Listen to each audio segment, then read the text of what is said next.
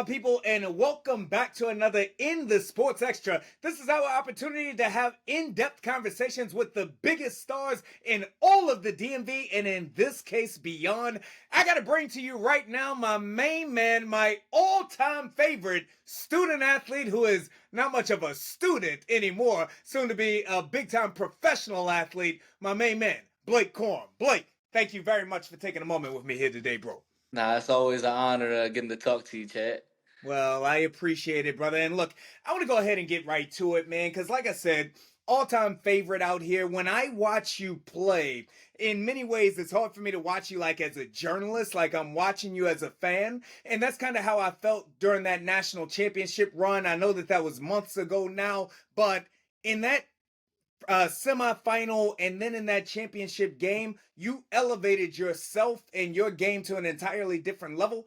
What is it about you that allows for you to play that big in that big of moments? I love tough situations, throughout the season it was a tough season for us. And lot going on. I'll just put it like that. A lot was going on, but in terms of, the semifinals, the Alabama game and then the championship game, but more so the Alabama game than anything, I love pressure. Sure. And there was a lot of it. So when pressure happens, I turn into an animal. And I want the team to rely on me. I want to feel like I have everyone on my back. And I just live for those moments, man. But it really wasn't me at the end of the day. It was everyone doing their job and allowing us to, score that big touchdown in overtime. But man, I love pressure. What made this team so special, right? Because I mean, obviously undefeated season, and you run through the gambit, like you said, overcoming so many obstacles both on the field as well as off the field. What was it about this team that allowed for you all to accomplish so much? But we were able to control the locker room. We were able to continue to laugh, have fun, enjoy the game, and not let the outsiders, bring us down. Not let the naysayers, distract us from our mission. And we stood together as brothers through the good times and the bad times. But there really was no bad times. We went 15-0. Other people might have been like, it was bad times with all the negativity, but we didn't let it get to us. So we were happy all season. We were thriving. We were just enjoying and embracing the moment. That's what's up, bro. That's what's up. And so, coming off of that, of course, you go into a couple of weeks ago, we had that combine Yeah. experience. I had an opportunity to be in India. I know that that was special for me. It was my first time, your first time, competing in the combine from that perspective. We saw you do 27, 28 reps on the bench. We saw you super smooth throughout your drills, ran a good 40 time as well. Talk to me about your combine experience. Yeah, it was great, man. That's something I've dreamed of since I was a kid. I really wasn't supposed to run my 40, just getting a late start with training. I didn't really start training until February, the first week of February due to national championship. And then we had a parade. And then when we got to training, you didn't really start training until the following week. So it was the night before I was supposed to run. And I was talking to my trainer, and I saw everyone else running. I'm a competitor. You know, I could have used a couple more weeks to perfect my start. My top end speed was great. My 20 to 40. My time was amazing. It was more so that start. You have to have a good start. And it's real technical. But I saw everyone else running the day before. I'm like, you know what, man, I'm running this 40. I'm running it. I know what I have to offer. I know if you cut on my film, the film doesn't lie. So I'm gonna go out there and compete. So but it was a good experience. It was a really good experience. I talked to all the running backs. There was no hatred. It was all love. It was really good. I thought it was cool. You mentioned talking to all of the running backs. Of course, from our days and knowing each other, we go back to that youth football. So when I look up and I see, you and Marshawn kind of, you know what I'm Yeah. saying, just starting together. What's that like? Like for you played so much big time football, obviously, since then. Like, do you ever think back, oh, we got you in Oh, '83, bro? 100%. I forget who I was telling. I was like, in middle school, I would say, it was always who's better, Marshawn or Blake, Marshawn or Blake. We used to play each other, but it's a beautiful thing seeing, both of us chasing our dreams, and, hoping to, hear our name called, this upcoming draft. And so just seeing Marshawn there, it was all love, man. Like, hey, we here, man. We really did it, So it was amazing. That's right. So many. There are so many superstars in middle school who never pan out in high school, but certainly never make it to the level that you all have. So all of us here in the DMV are definitely proud of you all. Keelan Robinson was there as Yeah. well. So Yep. Yep. big shout outs there. I think that the other interesting part about the combine, because everybody on they watch the TV, so they see the drills and whatnot. They see that portion, but they don't know all of the meetings that you all go to. I know that you have conversation after conversation after conversation. In those conversations with the teams, what did you hear about yourself? A lot of positive things, man. A lot of positive things about my character. A lot of positive things about my film.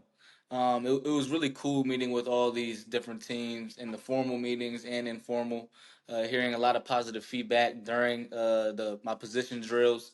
And obviously, my schedule right now is real busy with teams reaching out, wanting to meet, and so forth. So, a lot of positive, man. And it's good. It's good. Just hearing all the how your hard work's paying off. NFL teams see, less than 1%, can get to this level, and to know that, I've been playing football since six, and it's finally, I'm finally reaping the rewards. I've been reaping them my whole life, but now it's to the biggest stage of it all. That's right. That's right. I my work with the NFL, I actually I serve as the reporter for the NFL and help to prepare black and brown future head coaches and general managers. So I do mock interviews with them. But I say all of that to say that I asked every one of them about you, and every one of them had nothing but glowing remarks about you, and that made me a little proud on the inside as I For sure. do that. Yeah, we've been Chad, you and I, we've been doing this for a while, from SCN days to Pilate, now we're still doing it. So, just these interviews that you and I do, they're amazing, man. That's what's up. That's what's up. All right, so we got the pro day coming up, and of course, like you alluded to, you're down there in training in the Miami area, getting better every day. How is the work that you're doing right now? How do you hope that that comes out and shows on pro day? Right now, I'm just training with the pros.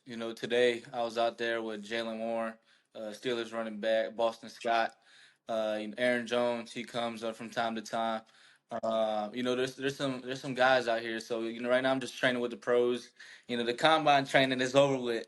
So coming pro day, I'm just gonna do running back specific drills, and then I'm gonna line up at the slot and run receiver drills. Really? Yeah, yeah, I'm gonna line up at the slot for the scouts. Just show them a little something. But it's been great. We're just grinding, and so come pro day, I just hope to show off. Whatever drills they decide they want me to do. Do it fast. Show them how twitchy I can be. My footwork. And show them what I can do for the team. What's that like being down there? I mean, you talk about working out with the pros, and again, I know that you're no stranger to I'm saying, to the NFL guys. They all know who you are as well, but now you're kind of like you're there now. Like you're one of them now. Draft hasn't happened yet, but you're an equal to them now. What's that like? Man, it's amazing. Like today, training out there, I was talking to Boston Scott a lot, and I think he said he was going on year seven, Yeah, maybe year eight, somewhere right in that range, and he was just giving me a little bit of advice. But like I said, it's all love, man. We just want to see, each running back in the league succeed. Because we already feel like we're not getting paid what we should and stuff like that. But the running back market and free agency, did its thing. blew You up. know, Yeah. it did its thing. Running backs were flying off the board in free agency. So, just continue to push each other. But it's been wonderful training with guys that are already in the league and just hearing what they have to say, and also knowing I'm right there. That's right. So it's been fun, man. It's been good training down here. So you just alluded to it a moment ago. I heard you say twitchiness. I heard you talk about footwork, etc. What do you hope to show on your pro day? What do you want for people to see that maybe they hadn't seen yet? I just want them to see, whatever they see on film, I want them to see at pro day. I don't want any. type of differences. Oh, we don't see that on film. Like everything you see on film, you're gonna see on Pro Day. So my elusiveness, my quickness, my low center of gravity, how shifty I can be. I hope they throw some crazy looking drills at me just to show them, how fast I can get through it. And then obviously, I want to show them I can catch the ball. I know I didn't catch the ball a lot at Michigan, but I can catch the heck out the ball. You know what I'm saying? It just it wasn't. It was more so for me to run. I was more of a running back at Michigan, but I'm a complete back. And so that's why I said I'm gonna line up at slot, so show them I can line up and empty. I can, run out the backfield. You name it, I can do it. And so I just want to show them a little bit of everything. See how they can view me and how I can fit their schemes at the next level. I think you bring up an interesting point, right? Because you're right. At Michigan, you were a running back in the traditional sense of the word. And obviously, I've been covering you since middle school. So I've seen you do Yeah. a lot of everything out there. JJ, your quarterback, he had a lot of the same types of criticisms coming out of college because, again, you all style of offense was very straightforward. So some of the things that he has to overcome as well are those things that you all have had conversations about. Like, bro, they don't even know half of what we can do. Yeah, JJ and I definitely talk, but I do believe these teams know what we're capable of.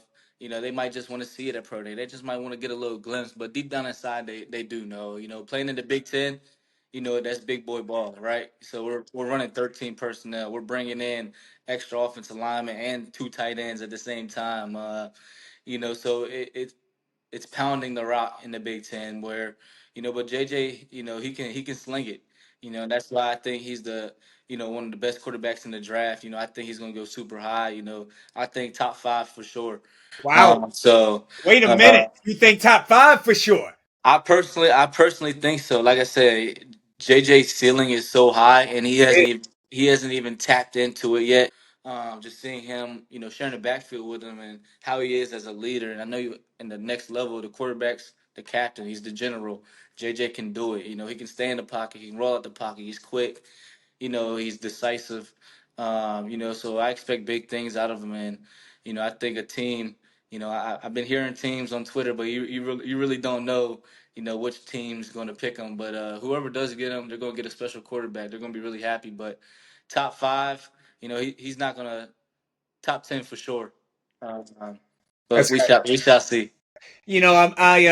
Growing up, I cover the Commanders. So anybody watching right now, I love the Commanders. But the Giants were the team of my youth. That's been the team that I would love to see my New York Giants pick up both of you two. There are spots. I know I'm not asking you to comment on that, but I would love to see my Giants. I want you to know I'd love to see my Giants pick up both of you two. So Hey, it's, you it's know, possible. Joe Shane, put that in the back of your mind out there, brother. We shall see, man. We shall see. Uh, just coming, kind of going off of that point there, obviously, to the young men who are going to be drafted in April, it's going to be a dream come true. Obviously, this is going to be a moment that you've been thinking about forever. When you think about that day, when you think about hearing your name called, what's that going to mean to you? What's that going to mean to your whole family? Oh man, it's almost gonna mean everything. Just all the sacrifice. Like I said, I've been playing this sport since six. So just all the things I missed out on as a kid. But maybe I wanted to hang out with my friends that day, but instead I went to Maryland and trained. Maybe I did want to sleep in on a Saturday, but instead I was up at 4:30 at Breakfast Club in Maryland. You name it, like all that stuff paid off. All of it paid off. All the sacrifices, all those long drives from Virginia to Pilate, staying in Baltimore, being away from my family, my family missing me, but all of it, man, all of it. So we're just gonna take the time. We're gonna embrace the moment, and we're just gonna be so joyful and thankful that God's put us in this position to you know be less than 1% to make it. And I just can't thank my family enough to for helping me get to be in this position. Because a lot of people can't be in this position but want to be. So I'm just blessed, man. No matter where I go. It's all up to God from here, and I'm just so thankful and grateful. That's right. Hard work is undefeated. You work, I work. It's been a And family thing yeah, for you all through. yeah. There it is. There it is. There it is. All right. So obviously, again, when your name is called, you're going to be overjoyed. I don't want to say happy because that doesn't do service to what it'll be, but you'll be overjoyed one way or the other. We've seen the first wave of free agency go by. Again, not going to ask you where you'd like to be drafted by, but what would you be looking for in a team, ideally, just from a culture perspective of Yeah. somewhere you would like to play? I would love to go to a team that has a head coach just that, pushes his players. Someone that's gonna, a player's coach, but someone that just wants to win.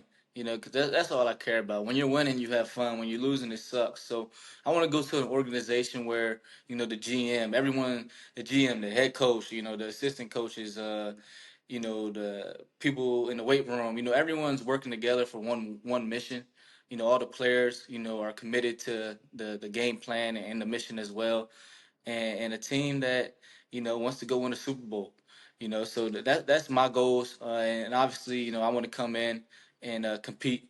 I'm not going to take a back seat to anyone. I'm gonna come in and compete right away and be the best teammate I can be. But this is exciting. But I want to go to a team just with that, good culture and a team that just wants to win because that's all I want to do.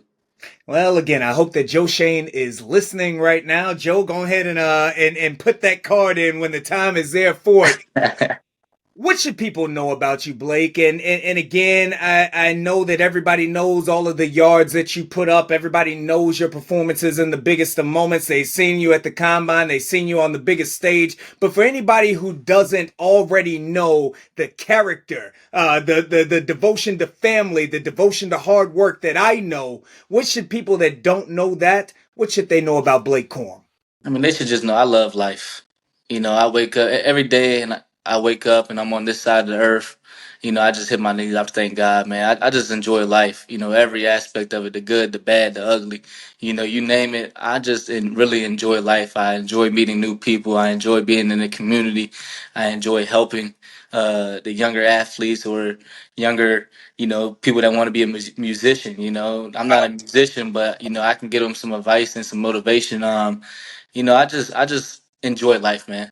I don't know if people really know that. I know people know I like being in community. I know people, know I like scoring touchdowns, but most importantly, man, I just enjoy life. That's right. I try to smile as much as I can. I try to rub this energy off in as many rooms as I can, and I'm just thankful at the end of the day. I think that was my message again as I was having those off script conversations with the future GMs of the NFL, etc. I'm like, yo, bro, I know that your team will have a chance to sit down with him, but the character piece, like that's a real thing. Like that's not for the cameras. He's not doing that for social media. That's actually who this young man is. He is a man of the community, a man of character. 100%, man. And like I tell every team when they ask me to give my little spill on, where I was raised, and this and that, and I just tell them, man, like, I'm a complete back, or what I have to bring to the organization. That's something they ask me, and I say, I'm a complete back. In terms of football, I tell them that, but I also tell them how I'm gonna help their organization off the field, and everything I do is genuine, man. So wherever I go, whatever city I may be in, best believe, we're gonna get into the community.